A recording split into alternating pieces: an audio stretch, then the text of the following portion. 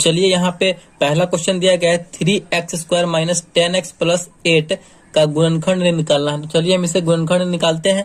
पहले क्वेश्चन को लिख लेते हैं। क्वेश्चन है हमारा 3x² माइनस 10x प्लस 8 है, तो इसका गुणनखंड निकालना है। तो हमें सबसे पहले क्या करना होगा, देखिए आप जब भी गुणनखंड निकालेंगे ना, तो सबसे पहले आपको लास्ट वाली संख्या, लास्ट में जो संख्या दिया हुआ रहेगा उससे, और x² को जो गुणांक में संख्या रहेगा फर्स्ट में, उससे गुना करना है। यानी लास्ट वाली संख्या को हमें क्या करना है, तो x² को जो गुना में दिया हुआ जो संख्या, जो भी संख्या रहे, उससे हमें गुना करना है। सबसे पहले आपको यही करना है। तो 8 में हम x² ये है, इसे गुना में क्या लगा हुआ है 3, तो 8 में हम 3 से गुना करेंगे तो हमारा कितना निकल के आएगा, तो 24 आ जाएगा।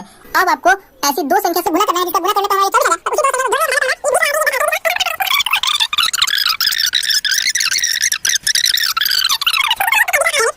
तो 6 और 4 को हम जोड़ेंगे तो 10 लाना है, तो माइनस में 10 लाना है, तो -6, और यहाँ पे -4 को जोड़ेंगे तो हमारा ये 10 चला आएगा और 24 में चला आएगा। तो चलिए इसी को लेकर के हम सॉल्व करते हैं।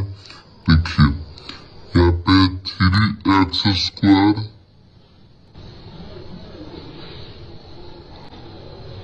माइनस 6x माइनस 4x, क्योंकि -6 और -4 मिलकर आएगा 10, तो माइनस में लेंगे प्लस 8 है तो 8।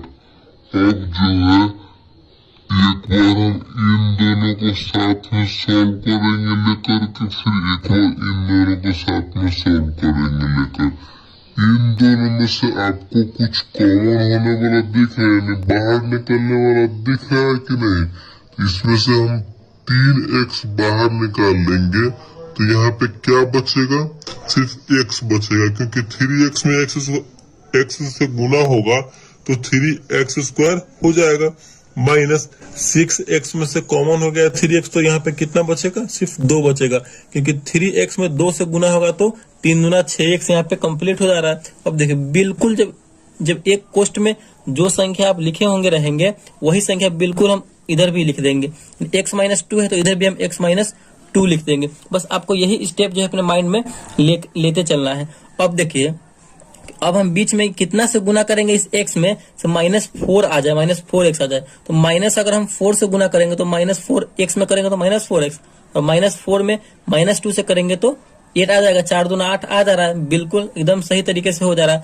अब एक बार इन दोनों को साथ में लिख देंगे, 3x - 4, इन दोनों को हम क्या किए, तो साथ में लिख दिए। ठीक, अब जो है फिर एक बार इन दोनों में से कोई भी एक बार लिख देंगे, क्योंकि दोनों सेम है। तो x-2, देखिए यही हमारा गुणनखंड इसका निकल गया, और यही इसका फाइनल आंसर हो जाएगा। तो इसी